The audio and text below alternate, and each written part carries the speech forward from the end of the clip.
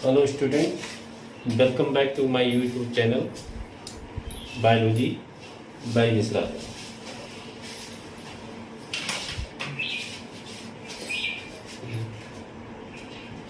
देखिए आज हम मानव जनन तंत्र में फीमेल जेनाइटल सिस्टम यानी कि स्त्री जनन तंत्र पढ़ेंगे।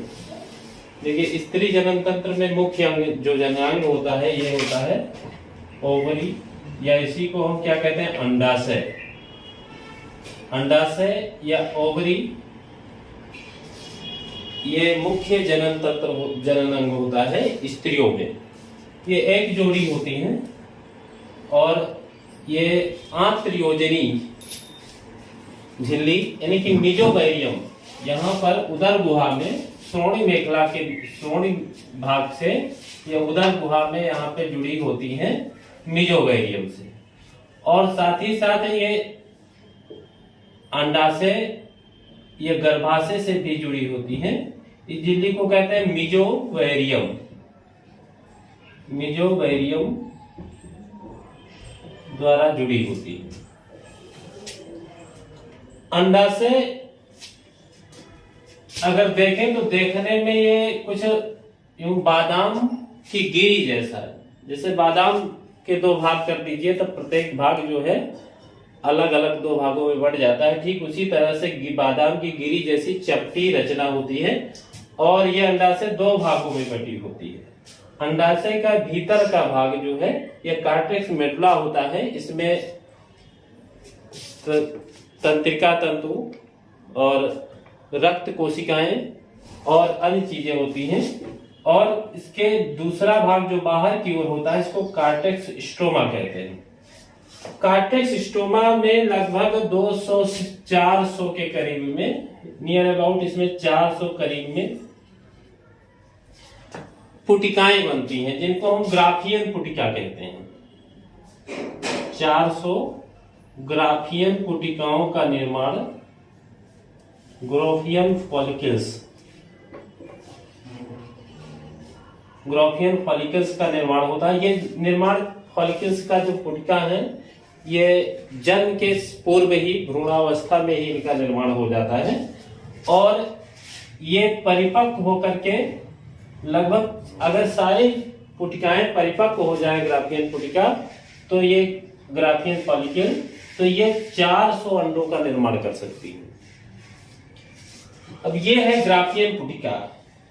ये एक एक करके जैसे ही यौनावस्था का आरंभ होता है और हार्मोन का स्राव प्रारंभ होता है तभी ये परिपक्व होना प्रारंभ कर देते हैं।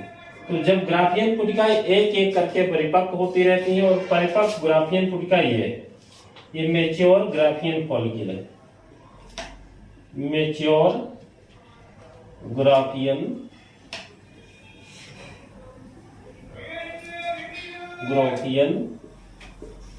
फॉलिकल। ये मैच्योर ग्राफियन फॉलिकल जो है ये मैच्योर ग्राफियन फॉलिकल ये जब परिपक्व हो जाती है तो इसमें इसके आगे हम पढ़ाएंगे आपको अंडोत्सर्ग क्रिया के द्वारा मेंस्ट्रुअल साइकिल का जो स्राव पढ़ाएंगे उसमें बताएंगे कि अंडोत्सर्ग क्रिया में क्या होता है। ये अंडाणु ये बाहर निकल आता है, फिर बाकी इसका खोल जैसा आवरण ही बचता है ये, जिसको हम बाद में क्या कह देते हैं कार्पस ल्यूटियम। ये बन जाता है कार्पस ल्यूटियम। और जैसे ही अंडोत्सर्ग क्रिया होती है ये कार्पस ल्यूटियम क्या करता है कि फीमेल सेक्स हार्मोन स्रावित करना प्रारंभ कर देता है। और कार्पस ल्यूटियम जो हार्मोन स्रावित करता है मेनली प्रोजेस्टेरॉन की बढ़ी हुई मात्रा स्रावित होने लगती है। और ये बढ़ी हुई मात्रा जब स्रावित होती है तो ये क्या करती है यहाँ गर्भाशय में जो अंडाणु है उनका प्रत्यारोपण कराती है।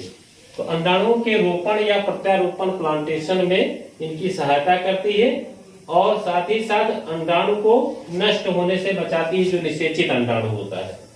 अब ये अंडाशय है ये यहाँ पर मीजोबैरियम द्वारा श्रोणि भाग दोनों किडनी के नीचे श्रोणि भागी से जुड़ा हुआ ये आंत्रयोजनी झिल्ली से जुड़ी हुई बादाम की गिरी जैसी रचना होती है। ठीक इसके ऊपर यहाँ पर एक झालरदार कीप नुमा रचना होती है। ये झालरदार कीप नुमा रचना होती है। इस झालरदार कीप नुमा रचना को कहते हैं इनफंडिबुलम।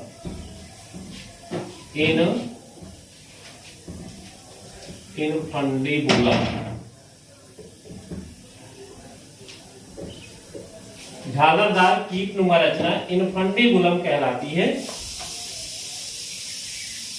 इसी से होकर जो अंडोत्सर्ग क्रिया द्वारा अंडाणु निकल करके यहाँ आकर पहुंचते हैं एक नली में। झालरदार कीप नुमा रचना जो आगे चल करके नली के रूप में परिवर्तित हो जाती है और इस नली को हम कहते हैं फैलोपियन नलिका। यहाँ पर अंडाणु जो है ये आके कुछ समय तक रुकता है, निषेचन के लिए यहाँ प्रतीक्षा करता है। लगभग 24 घंटे तक इसकी प्रतीक्षा होती है निषेचन के लिए। अब आते हैं कि जो फैलोपियन नलिका है इसका पश्च भाग जो है गर्भाशय से जुड़ा हुआ होता है। गर्भाशय के 3 भाग होते हैं। गर्भाशय का एक भाग जो है ये अंडस कहलाता है और दूसरा भाग इसका बॉडी, तीसरा भाग कहलाता है सर्विक्स।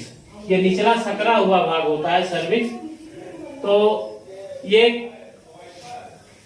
गर्भाशय अलग अलग लोगों में अलग अलग तरह का होता है। बी शेप भी होता है, एप्पल शेप भी होता है, ज्यादातर बी शेप होता है और बी शेप गर्भाशय ही अच्छा माना जाता है। अब गर्भाशय में 3 परतें होती हैं। यहाँ पर गर्भाशय की दीवारों में 3 परतें होती हैं।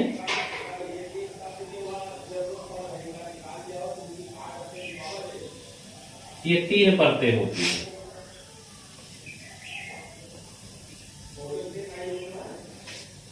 गर्भाशय की दीवार में 3 परतें होती हैं जिसको हम क्या कहते हैं, एपिमेट्रियम, मायोमेट्रियम, एंडोमेट्रियम।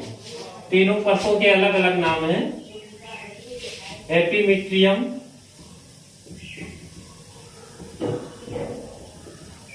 मेट्रियम, दूसरी परत जो है इसको मायोमेट्रियम बोलते हैं, मायोमेट्रियम, मेट्रियम। और तीसरी परत जो है इसको कहते हैं एंडोमेट्रियम।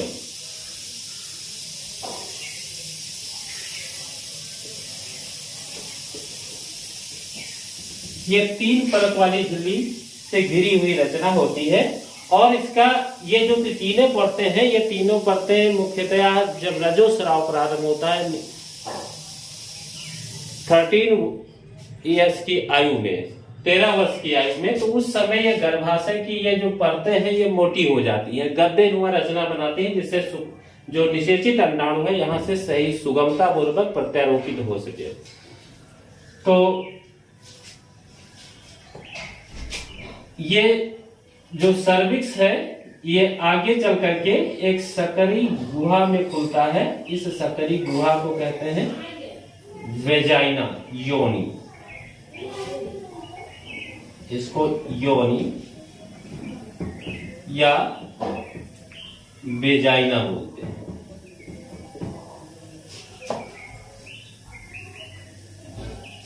यही ये यौन या वेजाइना ये शुक्राणुओं के एंट्री का मार्ग होता है। शुक्राणु यहीं से होकर के आगे बढ़ते हैं और आगे बढ़ करके ये धीरे धीरे आगे बढ़ते जाते हैं, बढ़ करके यहाँ पे अंडाणुओं तक के संपर्क में आते हैं। फिर यही तो फर्टिलाइजेशन की प्रोसेस होती है, निषेचन होता है और निषेचन के पास एक दुगुणित रचना युग्मनज बन जाती है। युग्मनज जैसे ही बनता है, युग्मनज बनने के बाद कुछ समय तक तो यहाँ पे एक निषेचित अंडाणु जो है ये यहाँ पे फैलोपियन नलिका में कुछ समय तक तो विश्राम करेगा, यहाँ पर रहेगा। इस दौरान क्या होगा, इसमें कुछ विभाजन होते हैं और विभाजन होके अब ये क्या होता है कि ये यहाँ से आ जाता है गर्भाशय की दीवारों से कहीं पर आकर अटैच हो जाता है। जिस समय गर्भाशय की दीवार पे अटैच होता है उस समय प्रोजेस्टेरॉन का स्राव बहुत ज्यादा बढ़ जाता है।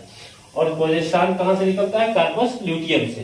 तो जब प्रोजेस्टेरॉन का स्राव बढ़ जाता है तो इसका यहाँ प्रत्यारोपण हो जाता है। इसके चारों ओर धीरे धीरे एक झिल्ली जैसी बन जाती है, इसको बाद में आपरा या आवल कहते हैं। और इसका विकास धीरे जब विकास अभी प्रारंभ हो जाता है। शुरुआत के 1 या 2 हफ्ते में ये इसका प्रत्यारोपण होता है निषेचन के बाद। तो जिस समय निषेचन के बाद प्रत्यारोपण होता है उसमें प्रोजेस्टेरॉन की जो बढ़ी हुई मात्रा है ये मूत्र के साथ बाहर भी निकलने लगती है, यूरिन के साथ। और इसका उपयोग मतलब प्रोजेस्टेरॉन की बढ़ी हुई मात्रा जो है इस बात का द्योतक है प्रेगनेंसी का। तो ये जब उसको हम यूरिन टेस्ट करते हैं तो उससे अगर उसमें प्रोजेस्टेरॉन की बढ़ी हुई मात्रा दिखाई देती है तो इसका मतलब है कि अंडाणु का, निषेचित अंडाणु का यहाँ पे प्रत्यारोपण हो चुका है, यानी कि प्रेगनेंसी धारण हो चुकी है। ठीक, तो आज के लिए इतना ही, बाकी नेक्स्ट वीडियो में।